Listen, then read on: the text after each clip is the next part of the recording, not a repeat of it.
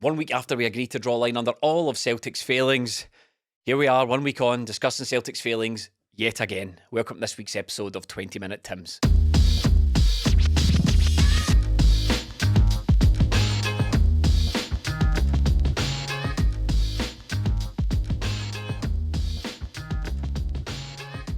Well, Stephen, Melly, we tried our best, didn't we? We sort of we sat down last week. We thought we're sick of the moaning, we're sick of talking about the transfer window, we're sick of talking about the players' failings, we're sick of talking about the manager's failings.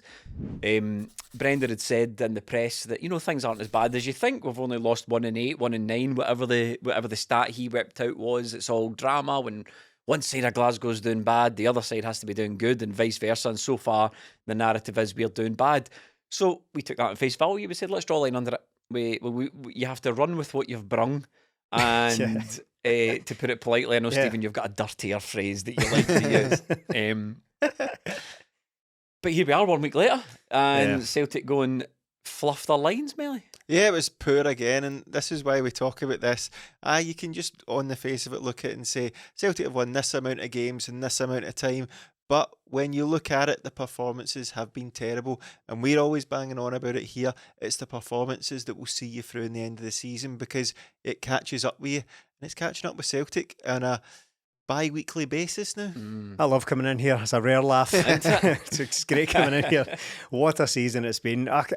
You're right, we tried our very, very best last week to take a new approach to it, have a rethink of what we'd believed this season, maybe come up with a different angle to look at this team, but then they go out and just fail again. It's spectacularly at home. I know it's only a draw, and that in isolation wouldn't be the end of the world, but there's just been so many of them this season. Just so, not even so many draws, but so many just disappointments.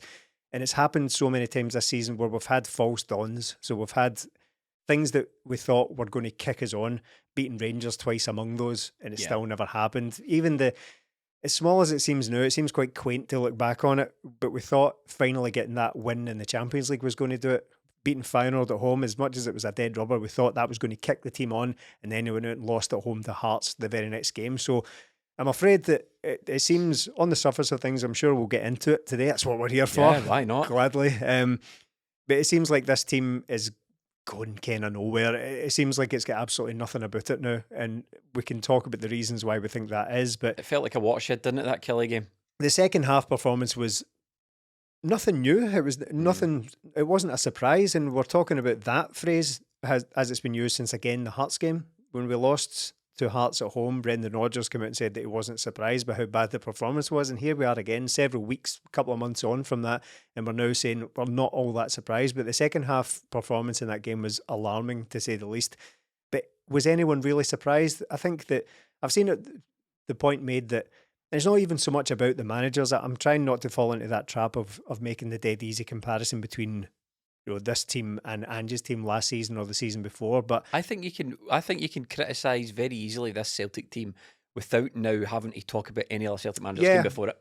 I think so. I think that's absolutely accurate. But how it relates to my point, making comparisons with other teams, is that in that stadium, let's see if under Ange, or even under Neil Lennon, or under Brendan Rodgers previously, see if Celtic had conceded a 90-odd, whatever it was, minute equaliser, so a very late equaliser, there would still have been a huge amount of belief that we could have got the job done. We still had time. We had 5 or 6 minutes left in injury time. We can still do this. There would have been a huge roar.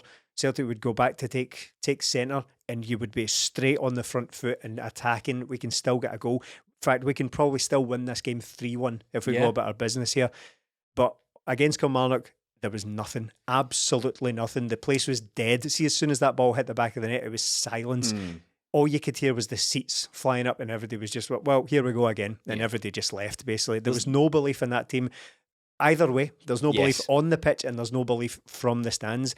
There's been a lot made recently about, get behind the team, and we've all bought into that. We've all been... Tried our best last week. We've said that. We've said that literally on basically every podcast we've said, both public and Patreon. We've said, right, it's time to get behind the team. But the reality is very different when you're in the stadium. Give us something to get behind. You're given nothing to believe in, and that was the case again. Look, the irony of this situation, Melly, is that it's not Rangers doing this to Celtic. And there's lots No. of Rangers fans in the comments, the Oh, yeah. YouTube comments, lots of Rangers fans on our Twitters. And listen, Rangers fans, if you would like to join literally tens of other Rangers fans, patreon.com/20Minute Tims, where I see a few of you signed up, some interesting email addresses have signed up to the Patreon. Patreon.com/20Minute Tims, where you can get even more Tim tiers for your pound if you want to join there. And Celtic fans, if you want to support this podcast, patreon.com/20Minute Tims. The irony is it's not Rangers that has done this to Celtic. It's entirely Celtic's own doing. And if you look at that Kilmarnock game, that was a watershed moment for me insofar as there's just some stuff we just can't do anymore. And I think a lot of blame gets thrown about. So first and foremost, I want to just make it clear that I think the players are trying. I think the players that are going to get criticised by me anyway today, they are trying their hardest. They are trying their heart out. They are putting everything out there as best they can for Celtic. In their head, at least they think that's what they're doing. But there are some players who, if Brendan wants to have any chance of winning this league, he can't play anymore. And people don't want to hear it. But Liam Scales puts this team under immense amounts of pressure. Yeah. Yes, he might be good at the last-ditch defensive. He might be good at that. He might have had a couple of excellent games back in November time. It's particularly in the Champions League. But now, today, with 12 games left to go, Liam Scales terrifies the life out of me because he causes chaos with his passing. The guy, some of the passing on display from Liam Scales in the Kilmarnock game was junior level stuff. And I don't say that as a throwaway comment. He's got 18-yard passes to players out of a press. He's got an 18-yard pass ahead of him against Ralston, turns inside and plays it behind his centre-half partner. There seemed to be, from Liam Scales' point of view, numerous passes going in behind players, going in behind Stephen Welsh. It's just, and what that does is it just invites the Kilmarnock press, and that just causes problem after problem. Not just Liam Scales, but I think this defence with Bernabei in particular, Scales, Welsh, and unfortunately Tony Ralston, they are killing this Celtic team. They are absolutely killing everything we try and do. Everything we try and do starts at the back. We try and play through the thirds. We try and get the ball up quickly. And they simply can't do it. So we've got the curious case of Mike Nawrocki, £4.5 million. I don't believe for a minute that guy is worse than any of those two centre-halves. So Brendan has seen something in training that has decided that he's no for me. I don't know. This Liam Scales stuff is starting to look like Johnny Hayes 2.0 for me. When everyone else can see that he's not quite good enough, he tries his heart out. So does every Celtic player. Nearly every Celtic player, has to be said. Because there's a few immediately came to mind when I made that caveat. But I think Liam Scales and Stephen Welsh, but the reason I'm not that worried about Stephen Welsh is because he will eventually be phased out when Carter Vickers comes back. The Scales thing's killing us, man. It's absolutely killing us, and we need a better solution in there if we've got any chance at all. Yeah, I think he's looking like making Effie Ambrose look like a genuine Ballon d'Or contender. I think he's terrible. And I said it months ago in the last Kilmarnock defeat, I want to see the end of it now because his performance was abysmal. He sort of not won me over, but after the Rangers game, I thought, do you know what, he performed well there, but I can't keep watching him doing the same things over and over, and the manager can't keep watching it either as well because it's terrible, and it is putting Celtic under pressure. Even his passing's terrible, but there was 2 occasions where he strides forward with the ball into space and then passed to a Kilmarnock player. The guy is nowhere near good enough for Celtic. He never has been. I don't care if he's Irish, if he gives his all. It's no good enough. We've seen it all before with these guys. He's terrible. He's putting Celtic under immense pressure, like you say. There is no reason for him to have 5, 10, 15, 20 seconds on a football. There's no reason for it. The manager's not asking him to do that, and there's no reason for him. You can say he's not good enough and all that, but the manager has to carry the can for if he passes the ball into midfield, it goes out. But if you're going to play the easy option, remember Anne shouting at Stephen Welsh in his first season, Brendan's got to do that because Liam Scales will just continue to play the simple ball so he doesn't look like the fall guy anymore.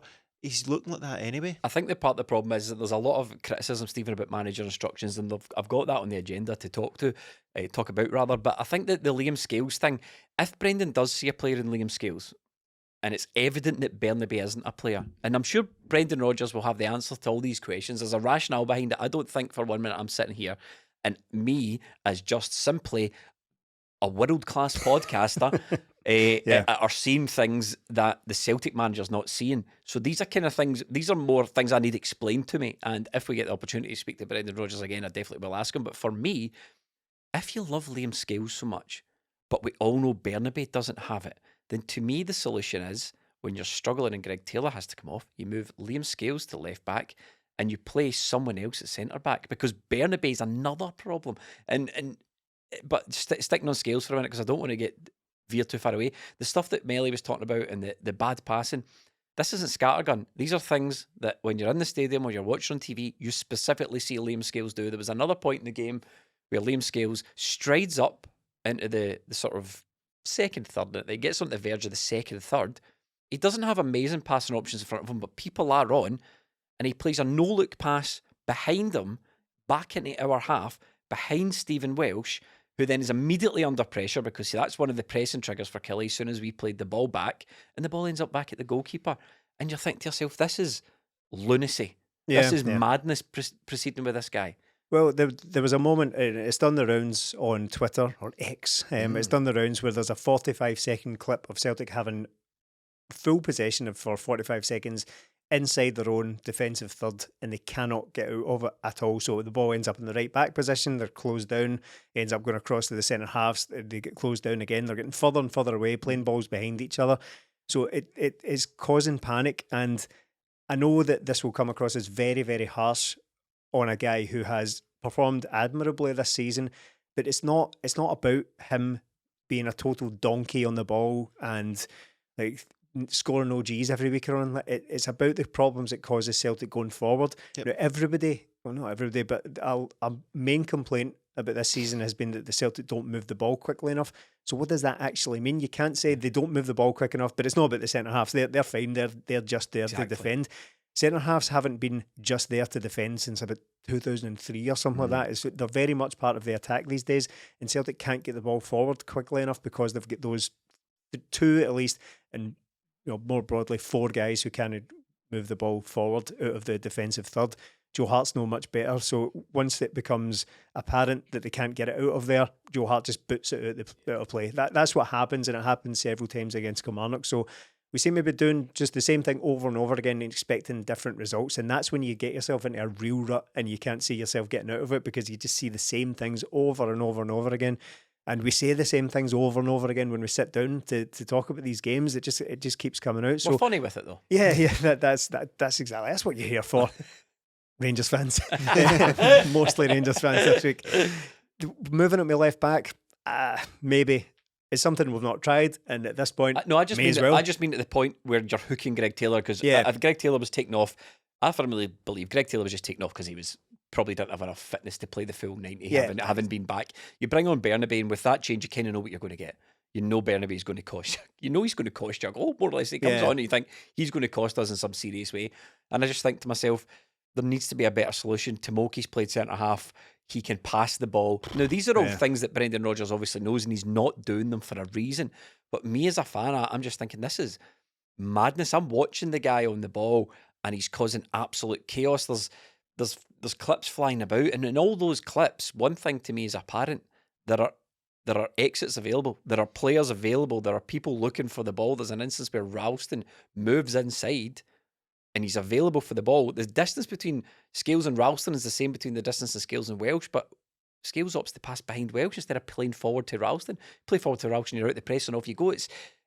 And I'm like tearing my hair out watching it, and I think the manager must be doing the same thing. So it's like a flowchart. So the question then becomes, why is Nawrocki not playing? Yeah. He's just not trusted. I don't know what it is. £4.5 million. The only thing Brendan Rodgers has ever really said about him, apart from being fairly complimentary about him when he came back into the team before bombing him out entirely again, was that he and Lagerbielke were lumped together as guys who hadn't really displayed the personality required of a Celtic player. But did collapse in the Aberdeen game. Yeah. So there was the Miovski thing. After looking quite good at the start of that game, he was playing some nice passes. He's a guy who does look to break the lines and get the ball out quickly. But if he can't defend, then I don't really know what we do with it. But this stuff with the defence, I think it's affecting the wingers as well, and we'll come to them because I don't think they're not going to escape either, because the wingers is a shambles. But a common complaint about the wingers is that they're not taking players on. They're not moving the ball quickly enough. They're not making the defenders commit themselves. They're not really doing anything. But it's an awful lot easier to take players on when the team and the ball is moving at speed in the first place, when you've pulled players out of position. But what we're doing is we're faffing about with it so long at the back that the opposition are they're in their shape the entire time. They can just move around, so they can press us at will and then just fall back into whatever formation it is, 3-5-2, 3-4-2-1, whatever they've set up. They can just move around the pitch in that shape because we've just passed it about at the back. So then we think, right, we get it to the wingers, take somebody on. How are we going to take anyone on there? They've just put their flat back five across the pitch, and we can't do anything with it. Again, I'm not excusing the wingers because I think they've been dismal this season and continue to do so, even though we must have used about 9 of them so far, and we've added another one who can't do anything with it either. I think NICOLAS KUHN ought to be ashamed of himself. The display he's put in. He's come to a big club. It's obviously the move he wanted, with big money, for a big fee, mid-season, in a position that he plays. He's nobody played out of position. We have taken him from playing every week in Rapid to coming to Celtic, and the guy has not sought to make any sort of impression at Celtic Park whatsoever.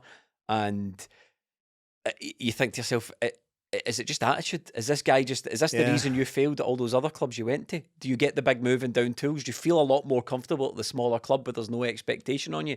Is that the issue where we've got this guy? And is it the same thing with Mike Nawrocki? I mean, we're keen sometimes to let Brendan off the hook with some of these transfers, because I don't think, even though he says he signs for everyone, I don't think he literally signs for every transfer. But I think he's got greater and lesser degrees of involvement in all the transfers, and there's no way that Brendan Rodgers wasn't fully across every facet of a £4.5 million centre-half coming in, and I really doubt he wasn't across when he was screaming and jumping up and down and putting so much focus in the transfer window. And he told us directly that he turned down players, and there was players that he turned down, players he didn't want to sign just for the sake of it. In January, £4.5 million for NICOLAS KUHN. Those two are big chunks of transfer for Celtic. Brendan's hit for them as far as I'm concerned, and he's not paid enough attention because they've both come in, they both seem to lack attitude, they're both not contributing, and NICOLAS KUHN is honestly one of the most pathetic sights I've ever seen in a Celtic jersey so far, because he's come in and he's been weak as water. Yeah, and it puts you back. I try to remain polite there. It puts you back in mind of what Ange said. Look, the difference in quality at the top level isn't that big, but what is the difference is personality and character. And you look at this Celtic team and there's very little of it. There's McGregor, Greg Taylor, Joe Hart, and then the rest of them. But the rest of them are causing like McGregor, Joe Hart, Taylor to crumble as well. It's terrible. Can't do it all, that's why. No, and the NICOLAS KUHN, we at Celtic expect a certain standard. When you come in, we're expected to be entertained and all that, but I don't expect to sit there and watch a guy jog and watch people run by him. That's unacceptable. And for all the players are going to get it tonight, and look, we'll come on to the manager as well, but number of times this season I have come on this podcast and I'll disagree. I don't think a lot of the players are trying the hardest, because if they were, NICOLAS KUHN chases back to tackle that guy and then doesn't watch him run and be the free man at the back post. In my defence, I did correct myself. I says in their head they think they're trying their hardest. Yeah. I don't think there's any player out there going like, I can't be arsed with this. But I think NICOLAS KUHN is like, okay, so I'm doing what it takes to be a Celtic player. No, it's top level sport, isn't it? If not even close. If you've subconsciously switched off even 2-3%, it's going to make a big difference on a pitch. True. If you've just been somebody's just tearing away from you. It doesn't have to be quite literally that. I really can't be bothered. I'm kind of tired today, lads. I can't really be bothered with it. It really is just a mental acuity thing, an attitude thing, and you could be right to an extent. All the players that Celtic get, to one degree or another, have been passed up by bigger, more or richer clubs. The food chain. That's just it. Yeah, we're not at the top of the ladder. We're not at the bottom of it either. Celtic are somewhere in the middle, kind of feeding off maybe stuff that comes down the way, and sometimes that comes up the way. But to an extent, all the players we get have probably been passed up by the likes of, certainly the top end of England, but all the way down to like Bournemouth, Norwich, Leeds and all that. They've probably taken a look at those players and passed up on them. But in KUHN's case in particular, he has literally been at massive European clubs and they've decided not to bother with him. Is it probably that he doesn't quite have the talent level to be at those clubs? That's no shame, but it could be that, and this is not, I'm trying not to be hysterical here, but this has happened to Celtic before. Yeah, plenty of times. We've signed players who have shown up very quickly. Marian Shved is one. Marian Shved was a That's guy. what Kuhn reminded me of Yeah, at the weekend. so he is a guy who had been at previously fairly major clubs. He'd been at Sevilla, a couple of others maybe, and he turned up, and all of the headlines about him were that his attitude was stinking. And I thought, why have Celtic somehow managed to overlook that?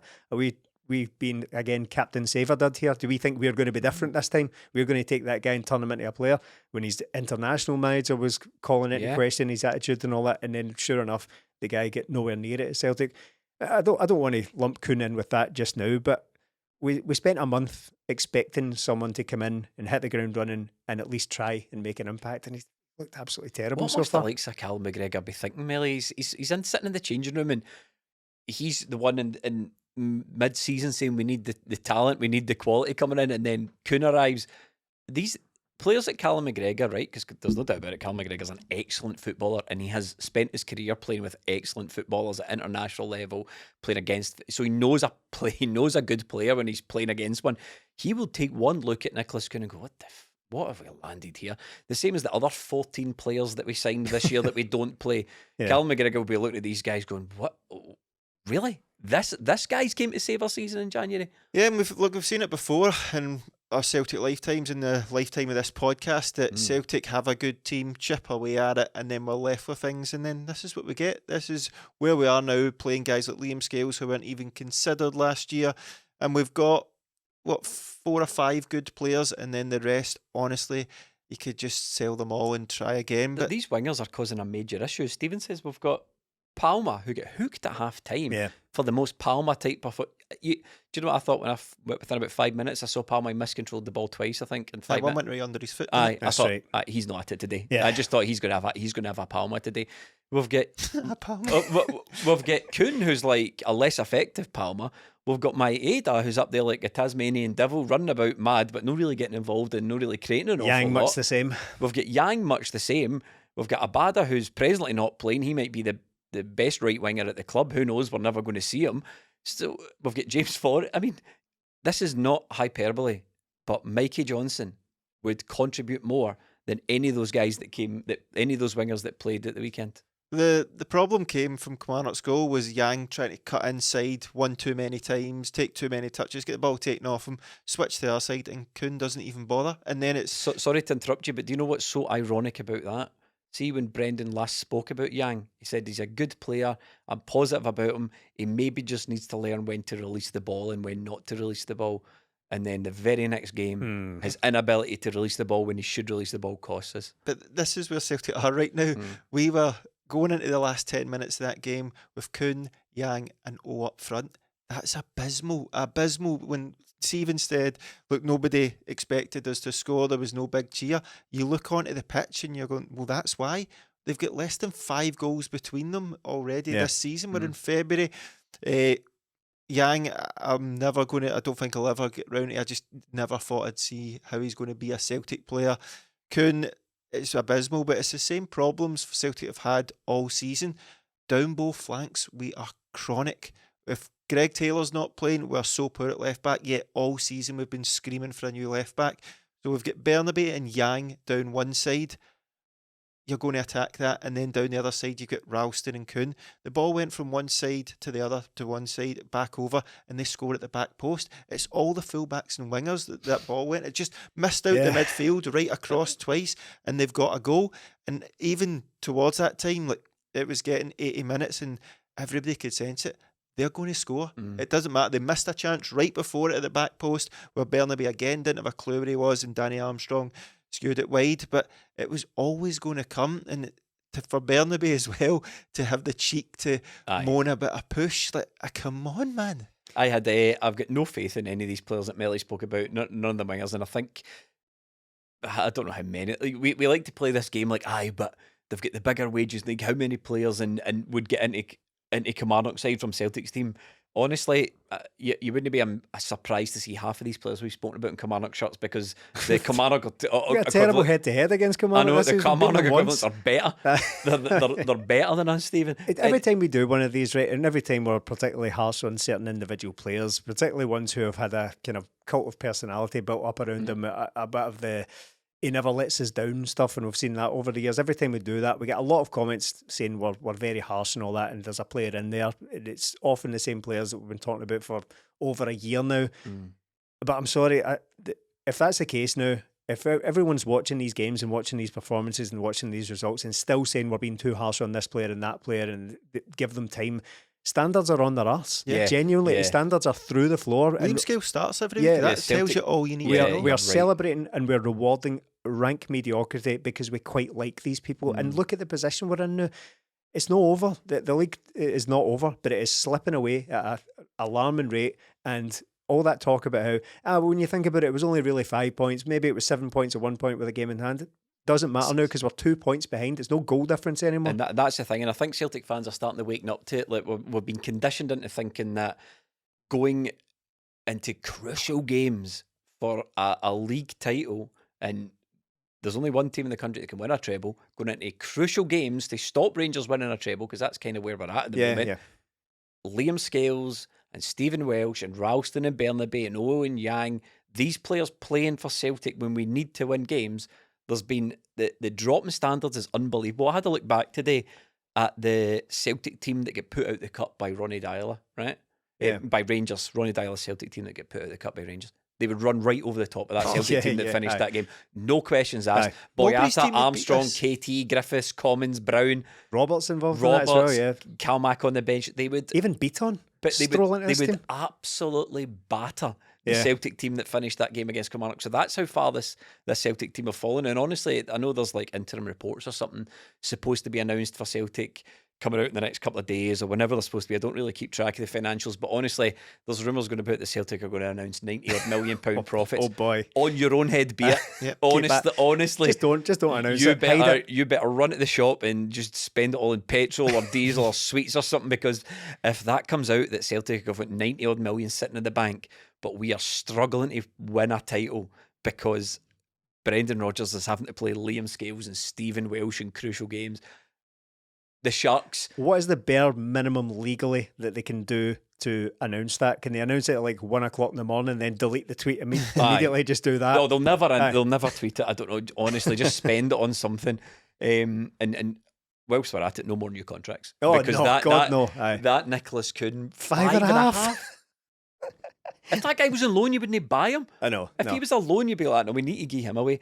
I've got another thing on the agenda here. Greg Taylor. I think the game collapsed when Greg Taylor went off. Yeah. I think Greg Taylor is one of the senior players in the squad now. I think there's no getting away for that. And when you're talking about players that have got the quality, and there was talk of a team meeting, a dressing room meeting amongst the players and all that to try and work things out. Excuse me. When you're talking about players, the senior members of the squad, who are we looking at, Melly? Taylor, Hart, Calmack, anything else? Carter Vickers to potentially. Maybe even O'Reilly now, Joe given his Hart. personality. Yeah. But this is the problem. We've had these before, haven't we? We've had it after the Hearts game. We've had all these things. But how do you think about the team meeting? Do you think that's like, is it new? Is that I saw someone in the Discord earlier call it the death knell of a team? Is that a bit panic stationsy when they're having meetings? Because it seems like Cal McGregor was speaking after the game, so was Joe Hart and Greg Taylor, so the sort of guys we spoke about there, and they're all talking about, look, we're working on this in training, but then it seems to go okay, then something doesn't work on the park, and we need to figure out what it is. We need to get to the bottom of it. Callum McGregor saying, I'm not going to leave any stone unturned figuring out what the problem here is, because the manager's very clear, and even Brendan, we're going to get to the manager, even Brendan's comments after the game, everything is super clear. We're not doing this, we're not doing this, we're not doing this. I'm asking them to do X, Y, and Z, and they're not doing it. And it seems the players have taken it upon their own hands a little bit to try and figure out what's happening here. Or, as I like to call it, who's the culprit? Whose fault is it? Look, I'm all for it. I think the players can look at managers all the time and go, it's the manager this, the manager that. But it's kind of just like Roy Keane says, what about your own personal standards? Are you looking yourself in the mirror after every game and going, do you know what? That was me. I'm not seeing Celtic players go off the pitch on 60 minutes absolutely dying, like I've given my everything, I'm just back from injury. I think Greg Taylor maybe, but he couldn't do it any longer than that. But as soon as he went off, and too many times this season, in fact every time Celtic have a bad result, the substitutions have made things worse for Celtic. That's not the way it should be. And I'm not. We used to laugh last season at how good our substitutions were. We used to call it unfair on other teams. Remember Yeah. that? We used Yeah. to make 3 subs at a time and go, this is unfair. But that's how we can never rest on this and say, we're miles ahead of this one, because you're not. You're maybe 3 players leaving like we had in the summer can completely change your squad. And see on Greg Taylor, love the guy. I think he's been good for Celtic. But this is how, again, low we are. We have needed another left back for seasons now. Yeah. Whether Greg Taylor has been good, as soon as we get to Europe, he's shown up that he's got deficiencies that he can't iron out. He's a very good player for Celtic, but now we're pining our hopes on Greg Taylor staying fit, Cameron Carter-Vickers being there. What we were looking at the start of this season was we need was the word. No, there was no ambiguity about it. We need a left back in, we need a goalkeeper in, and we didn't do it. And now we're relying on guys who we were thinking need replaced. And this is where we're at. This is what happens when you're at Celtic, and it's a cyclical thing. It happens after every 2 or 3 seasons. And when you look at the managers we've had, all we get now is 2, probably maximum 3 years out of manager. The last 5 managers, the longest they've been is 3 years. So we need something in the background to keep this train rolling. We don't have that. And then when a manager comes in and a wee bit of recruitment doesn't work, or the manager doesn't work out, this is what happens. Senior players, Stephen. Do you think the senior players can get us out of this mess? No, I don't think so. And that's very defeatist, but just judging on what I've seen this season so far, I've spent a long time, and now here we sit in mid-February, still hoping for some sort of spark to life of this team. I just don't think it's there anymore. I don't think it's the senior players. I think they're all doing their job, but everything around it is terrible. So I think you mentioned Callum McGregor need to take scales up. Liam, come up to my house. We'll play passing the ball for a couple of evenings after the game. See, the thing about Liam Scales is he's not the worst player in this team. That's excessive, but he is the guy who gets picked every single week, and therefore is a core part of the problem that we're experiencing. As far as kicking this team into life goes, look, try everything, but I just don't see anything in this team. And you mentioned something about the death knell of a team. It is starting to feel very much now like this team is in the death throes. It is the end of a cycle for this team. And it looks now like the players know it, and the manager probably knows it as well. It just seems like we're just lurching into a bit of a collapse. Aye, because every time that something goes wrong, you can see the panic. Yeah. That was summed up by Cal McGregor. Every second half performance. Yeah. Every time that happens, something goes wrong, or a player has to go off, or some wee player comes on that's not as good. And even then, like, rotate the wingers all you want, but if one of Hatate, Carter-Vickers, Taylor, McGregor, O'Reilly or Kyogo's not playing, then this team just collapses. It's so funny you're saying it feels like the end of a cycle. I weirdly don't agree, because I feel like watching this Celtic team, I've never seen this Celtic team before. I'm like, how did we end up with him? Yeah. Like, this guy's starting. It's like, it's not that when you say the end of a cycle, it's almost like, you know, if we were still playing with Olivanja's team, I would agree with you. It feels like we're at the end of a cycle. But right now, what I feel like is we're mid-cycle. We've wiped the old cycle, and we forgot to get the new stuff in. Right, yeah. And we're just like, shit. What I mean by that is that the players we've just mentioned here, and they're all very, very good players, but they're all going soon. So see the likes of Joe Hart, Matt O'Reilly, guys like that. Kyogo, does Kyogo stay for a 4th season? Who knows? Hopefully, probably, but he might not. He might fancy something else now. That's a very long time for a player like that to be at the one club, especially in Scotland. So all of these players are kind of coming to the end of their Celtic careers, and the list of players that are probably going to either go this summer or there's going to be a decision have to be made on them is extensive.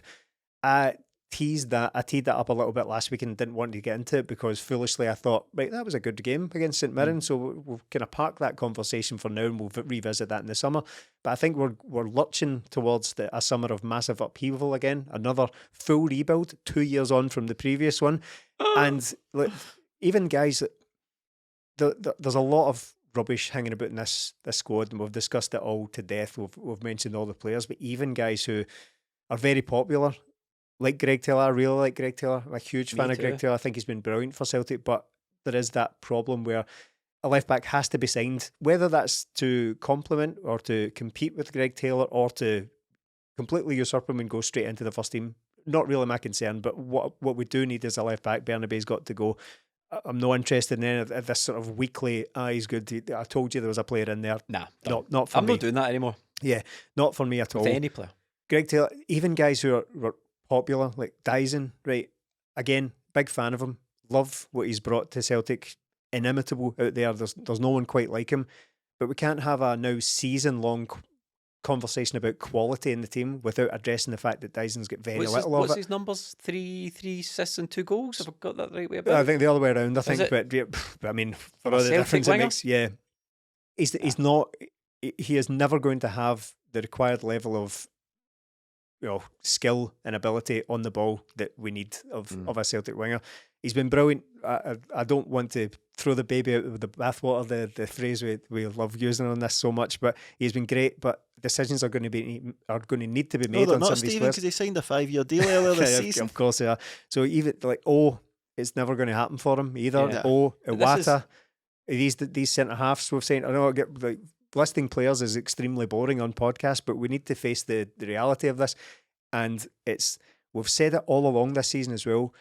Talking about getting rid of players in windows is about the overall health of the squad. And we get to this point now and we're just full of absolute rubbish. And it's not progressing, it's not getting any better. And this is the reason that these are the consequences of handing out massive contracts to mediocre players. Yang, Kwon, Tilio, they're all on massive contracts. Lagerbielke, Nawrocki, Odin Holm has disappeared as well. Just if you work at Celtic and you listen to this podcast, lock away every pen. Yeah. Take all the ink out the printers. Yeah. Do not let another contract get signed, whatever the hell you do. So to put a bow on this cheery point I'm making, I think we are heading towards a bit of a, not so much collapse. I think we're experiencing the natural consequences of just having a team together for quite a long time and not developing on it, not improving it at any point, and just letting it basically gradually crumble in front of our eyes. I think I agree and disagree with you slightly. I think what we're experiencing now is what happens when you take your eye off the ball with recruitment. Yeah. When you think you're too smart by far, because Celtic would turn around and say, yeah, we know we're at the end of a cycle, we know we've got players leaving, that's why we went out and bought 14 of them, to which we would all reply, 0 of them play, and the ones that do play are shit. Yeah. So I think when you take your eye off the ball so quickly with recruitment, but look, that was 2 out of 11 signings started at the weekend. It's criminal. It's criminal. And somebody should be sacked for it. And I know there's a sense Rangers had 3 January signings start for them. And some guy they signed scored, and it's night and day the way that they seem to approach their recruitment. No, everything they do is great and everything we do is crap, but there's a sensitivity I'm hearing about Celtic, about talk that, the whatever his name is, head of first team scouting and recruitment, he's talk that he might leave in the summer, or talk that he should leave in the summer. That sensitivity only exists because he's a chairman's son. Yeah. If he was some Dutch fella that came from Ajax and wasn't doing a good job like the last 2 guys before him, there'd be no question about him being out of a job in the summer. No question. No. The last 2 guys get sacked for less, and the recruitment has been a sacking offence. Right, that's the players. We discussed the players. We discussed about the summer. I want to try and keep the sort of focus here and now. Let's talk about the manager. Brendan Rodgers calls us into the office. 20-minute Tim's. How you doing? Not bad, Brendan. Okay. Okay. Very good, Melly. I want you all to give me one thing you'd want me to change about this team if you're so bloody clever, he would say. So, Stephen, what's your thing you would say to after Brendan? everything I've just said over the last 50 minutes? What do I want change? What do you think his mistake is? Because one thing I've noticed is there's a lot of, you can't play X, and then when you follow up to that person saying, yes, but the alternative is Y, they go, shit. Foiled again. You're right. And when people say stuff like, it's too side to side, this Brendan, one of my pet peeves just now, you can't defend Brendan really at the moment, or the way Celtic play, but one of my pet peeves at the moment is, it's too side to side or too slow, this horseshoe stuff. I'm telling you right now, Brendan doesn't want that. That is not his instructions. He is out. He is after the games going, we are no passing forward. We're too side to side. We're too backwards. He's basically saying, and he wouldn't be moaning about that if it was his instruction. He would be saying something else, but he's not. He's criticised it. So I would be saying to Brendan, you need to find a way to make it easier for your centre halves who can't pass the ball, you need to do something. But every time I come up with a suggestion, I'm reminded of someone else who suggested the alternative or posed the alternative. And I think that's the problem. Brendan Rodgers came to Celtic with a system to play, said you need to get me the players to play this system. While they're doing that, he's training the players through the system, blah, blah, blah. We're doing this. We're going to play what Ange played, but we're going to do a few wee tactical tweaks. I need you to do this, that, and the next thing. The players don't arrive. January's on the rise, and the players still don't arrive. Now we're in February. I just think the prospect of Brendan Rodgers entirely changing the system just can't happen anymore. So what does he change? I think one thing he needs to change is, for example, is substitutions.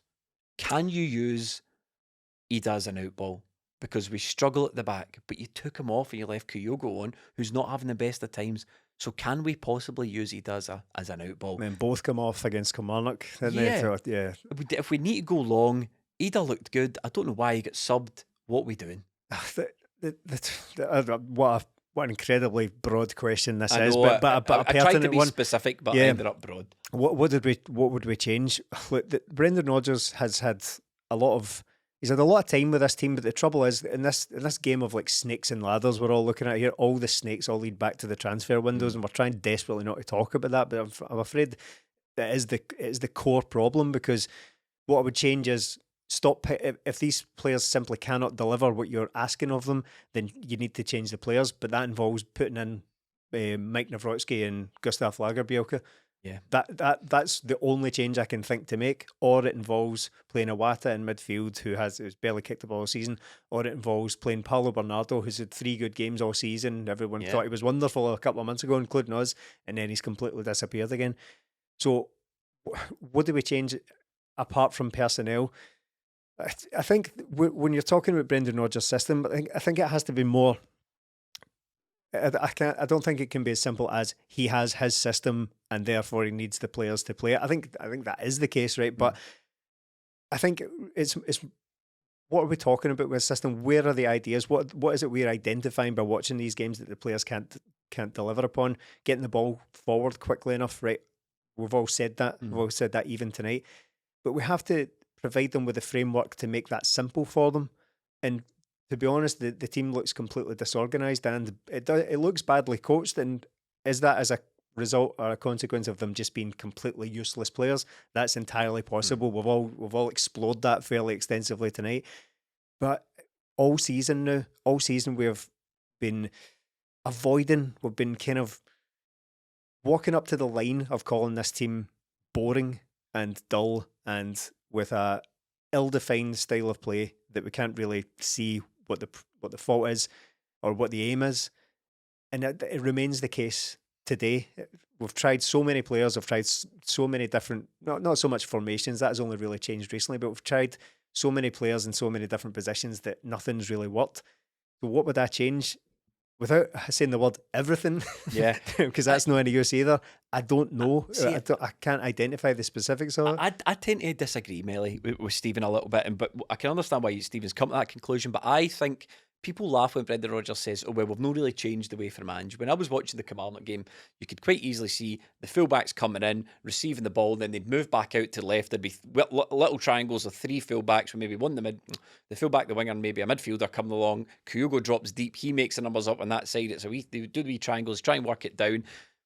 The goalkeeper gives it to the centre halves. They try and play through the thirds. You can kind of see what Celtic are trying to do, and I remember distinctly talking about the Champions League games, and we were saying this. You can see what the manager's trying to do, but the minute it goes out to Yang, it fails. Or you can see what the manager's trying to do. The minute it goes to Bernabé, it fails. And that's I'm seeing what the manager's trying to do, but the minute this sounds ridiculous, but the minute the footballers are involved, it goes, neck up or whatever, without using the boobs word. That's what you call. We got away with that. Tying yourself in a knot without using the boobs word. The boobs word. He's like the Liam Scales of podcasting there. He gets the ball at the back. I understand. I understand where both of you are coming from, because every time, like we spoke about last week or the week before, every time I try and solve a solution, trying to avoid the YouTube and swear filter there desperately, another problem will crop up. So for me, I don't think many teams, Celtic, Rangers, whoever, would be able to survive without the full back four out there. Yeah. But the problem being, one of them is one of our back four in Liam Scales because he's played every game and the guys behind him are just simply not playing ahead of him. So I think from now on, Celtic need to hope Alistair Johnston, Cameron Carter-Vickers and Greg Taylor are there for the rest of the season. Personally, I'd put Iwata in the number 6 and have Callum McGregor and Matt O'Reilly ahead of them. It means it's 2 guys ahead of the sort of back 5 that want the ball and can take it on the turn. So I would do that. Out wide, I don't know what you do because I genuinely don't know who I'd play. This is pathetic, isn't it? Yeah, It is pathetic, but in saying that, the manager, look, Let me just ask you something because I want to. Is he responsible for the confidence of the team? One thing I've spoken about is this team look bereft of confidence. Is the manager responsible? Because Liam Scales, should he not feel confident to play? It's not a case of his body fails him and he is unable to play an 18-yard pass forward. He's not confident enough in himself to play that pass. Is that where maybe Brendan's fallen down? Should these players have confidence to know if I play that pass and I make a mistake, it's fine. I need to be braver. Is that, for me, that's one thing I think I can pin on the manager. Yeah. You need to motivate your side. You need to have them. They look bereft of confidence, and I honestly think that a lot of that comes from the manager. I've tried with Brendan Rodgers this year. I thought, look, he's trying. I wouldn't wish this Celtic squad genuinely on anyone. I can't remember it as bad. But within that, what can a manager do? So, like that confidence, he's meant to be good at motivating. Like before, when Brendan Rodgers was here, it was all about this guy came in, made everything simple for us. These are the instructions, you follow these, everything should fall into place. It's not. We're getting ourselves into terrible states by looking like we are coached badly. And under Ange, sorry to use a comparison again, but when he first came in, it was lose to Hearts, win 5-0, lose to Livingston, win 6-0, lose to Rangers, win 6-0. So you can go, right, see if we can get somewhere in the middle. We'll win more games than not. We can see what he's trying to do. With this, I can't see what's going on here. I don't really know what the defined strategy for Celtic is out in the pitch. But the one thing I'm going to really level at him is so he can work on the confidence, he can work on the system. Make Celtic hard to break down then. They're not. Make Celtic hard to play through it. They're simply not. All it takes is 1 or 2 passes. But the main thing for me is too many times this season I have sat here and said that player's not given 100% and it's not always the same player. That is on the manager. There is no way you can go out at Celtic and not set the standards of if you don't meet these, you won't play again. Yet I've seen Turnbull play. I've seen Liam Scales play, Mikey Johnson, James Forrest, Dyson Maeda, Hayden Palmer getting subbed. How has he ever completed 90 minutes for Celtic?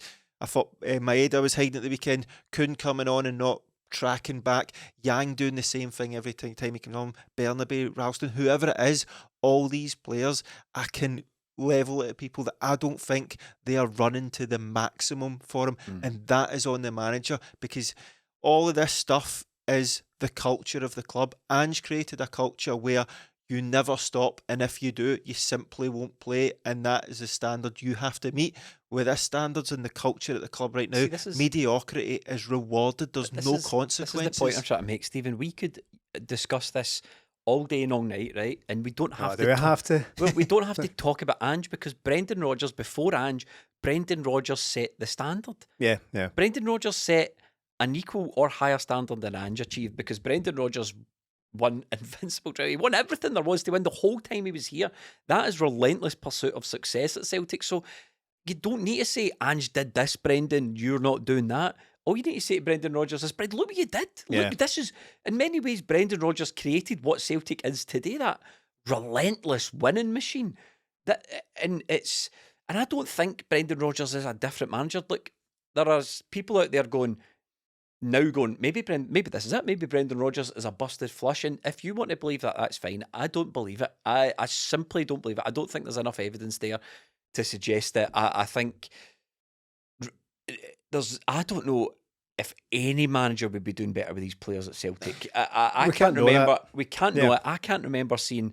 If Celtic, by some miracle, win this league, this will be the worst Celtic team that's ever beat Rangers to the league, I think, honestly. And it'll be because Rangers have collapsed worse than Celtic have. Because it's too difficult to say Brendan Rodgers is busted when this is the standard of player, shamefully, that the guy's been given. That's an SPFL select. That's not a Celtic team. Just because they're running about in hoops doesn't make a Celtic team. So I'm not, for that reason, prepared to say that Brendan Rodgers is a busted flush. I believe in the manager. I back the manager.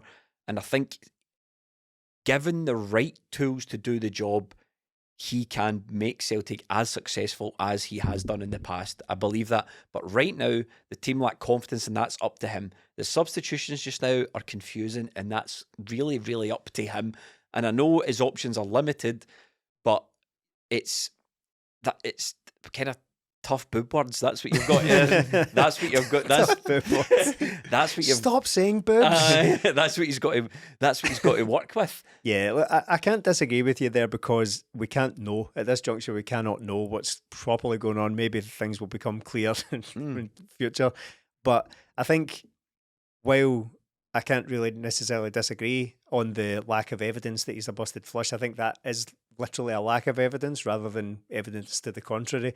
I don't think we've seen anything from Brendan Rodgers this season that suggests he is a dynamic, still as driven and successful a manager as he once was. There's no doubt about it. If Brendan Rodgers wasn't Brendan Rodgers, Yeah. there'd be talk of shipping him out at the end of the season. Yeah. I don't think there'd be people wanting him definitely sacked, but there'd be talk of shipping him out at the end of the season. I think so. I think he carries it. It's not. It's for obvious reasons, but his name still carries a little bit of sort of cachet. He's still a relatively big name. So I think there's an element that we maybe can't see past that. We just think, well, he's Brendan Rodgers, so obviously he's still got something about him. That my issue with that would be that we just haven't really seen anything from him this season. But I do apply the tax that the players just simply are not good enough. One thing I will say on the confidence thing, I think when we talk about things like that, and we talk about motivation, we just imagine just saying phrases at players to make them feel like they're brilliant. Right? I think there's Putting probably on Any Given Sunday or Rocky. Yeah, like Facebook memes and stuff like that, where Peaky Blinders memes where you're Lions don't concern themselves with the opinions of sheep. So yeah, it's like a PowerPoint presentation of Brendan Rodgers, just that's you. Which ironically is one of the most Brendan meme things that you could ever manage him doing. You know, But while I was talking about the confidence, people imagine that. I think we'd probably just see him going in the changing room saying, "You're the best, you're the best, you're the best," and then starting like a sing along. I think it's more to it than that, and I think that's the point I was trying to make with this. The system thing. Why are the players dwelling on the ball so much at the back? Why is the midfield not shown for it? Why is this team static? Why does it not move for each other anymore? So that is where the manager should be able to bring confidence to the team, not just by shouting slogans at them, by making their jobs clear for them in the park. If they can't deliver it, then fine, that we're in trouble. But a common complaint with his Leicester team was that they played a bit like this. It was they were a bit static on the pitch. They didn't move through the midfield quickly enough. So we've got that guy who's come from Leicester doing that, and we've now got him doing it at Celtic, and we're sort of like, well, that can't be right because he's Brendan Rodgers, he's won trebles and all that. We're ignoring that kind of that evidence. I read a thing on the Athletic about, it was like an in-depth about why Brendan failed at Leicester. It wasn't really solely pinning the blame at Brendan Rodgers. It actually covered everything from the lack of investment and the players and how he started to lose the dressing room a little bit. But one of the things that really stuck out to me was how football managers manage in all sorts of different ways. And Ange is as much of a systems guy as Brendan Rodgers. We saw that with Ange. Ange arrived with a system and brute forced it through the Celtic team and brute forced it. Now it's looking through the board and the recruitment and went, this is what I need from players if I want to play this way. Shut it, wee man. This is how you win trophies. Get me the players. You sign the checks. That was kind of the Ange approach. But one of the things in this article was talking about Brendan was saying he's a systems guy. But when the system doesn't work or he doesn't get the players to fit the system, he's not very adaptable. Now, that did ring alarm bells with me. But I'm willing to excuse that a little bit because this is Brendan's first season. So he has arrived saying, this is how I intend to win the treble with Celtic and do all these things we want to do. You must get me the players to do it. And that second bit hasn't fallen in place. And that's where, if things started to change over the course of like year 2 or year 3 and it started to fail and Brendan was stuck to this system, but football had moved on and things had moved on and his players had aged out of it and he was still trying to have the players that couldn't. But my point is, the whole premise of a football manager when he arrives at a club is he says, here's how I intend to play. And to do it, I'll need these players. And the club have not fulfilled their side of the bargain as far as I'm concerned. No, and we see that, like, 2 players from 11 that signed over this season started at the weekend. So we're left going back to we're going back to the well from guys that were here previously, and even then we've lost great players throughout the season. But Brendan Rodgers, I do think he's adaptable. When he first came to Celtic, he's seen how Mikael Lustig was, and he adapted his style of play to suit the players that were there. So I think he can do that. But like you say, like we've talked about all season, every single manager that comes in, pretty much in my lifetime, their first window has always been the best, and this was the worst. And every time Celtic have a bad result, the fury doesn't automatically turn to Brendan Rodgers. It goes beyond that, and that shows where we are. But I do think the manager has to be giving us more than this. But then I look at out in the pitch and go, really? Am I expecting more out of these guys? Am I expecting KUHN, Yang and O to get us a second goal? I simply haven't. I want to see more for Brendan. I said that last week. I think the fans need something to get behind right now. But after every press conference I do, like he's won last week, like what he said after the game on Saturday. I want to see more. I want to turn it up a wee bit. I think I agreed with he's it very all, honest. And then when we go out in the pitch, all it takes is one thing to spook this team, and that's it. They're just soft. That's the difference between Brendan Rodgers now and other Celtic managers, and this is why I believe in the manager, because as you see, when he comes out after the game, he says, "No good enough, too slow." I'm saying, this is exactly what I think. What the failings I've just watched from the stand, you're saying the same thing. So to me, it's clear they're not doing what you want, and the natural reaction to that, Stephen, is pick other players. But the problem I've got is the players are not good enough. We'll just get more of the same. And we went from snakes and ladders to fucking whack-a-mole here. Remember you used to say Neil Lennon could build a team out of bric-a-brac? He's building a team out of plasticine, isn't he? Play-Doh, man. It's just terrible to watch. But what I will say against that is like Celtic they weren't chasing a second goal. So for me, if you were going to make substitutions, I'd have left Ida on because he was an out ball. He was up there. But just on that, I did get a wee glimpse of Brendan in that game. There was an injury or something. The game stopped anyway.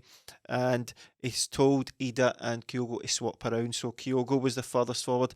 And a minute or two later, he's at the back post and scores. And that's the Brendan I'm looking for. But then later on in the game, he takes off players and he leaves a left-hand side of Bernabei and Yang.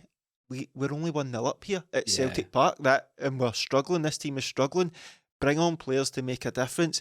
I think Bernardo coming on, for me, it should have been a Wata. Shore it up in there and get control of the game. That's what Bernardo was brought on for, but doesn't he really do that? He's all over the place, and he should have buried the game as well. And I'm not going to... Celtic have been poor at finishing this year, but I'm not looking at that game thinking there was that chance and then there was that chance. There was one Bernardo chance. There wasn't much else after that. Yeah, we're hardly peppering the goal. Why are we so bad in the second half as well? Yeah. No, I'm being largely rhetorical here, but it's been there is that, but it's been a pattern for ages now. The second half against Hibs was terrible. The second half against Aberdeen was terrible. Ross County, absolutely abysmal. The second half, getting nervous there. Yeah, well, that's it. So why are we capable of playing some pretty decent stuff? I thought the first half against Kilmarnock was actually quite good. I was quite satisfied at half time, but I'm now at the point where I've got such little faith in this team. The faith is gone. I've lost the faith, right? You're not keeping the faith? He's not keeping the hail. You're not keeping the hail? You're not even keeping the hail? The hail is gone. But no, I've got lost a man. R.I.P.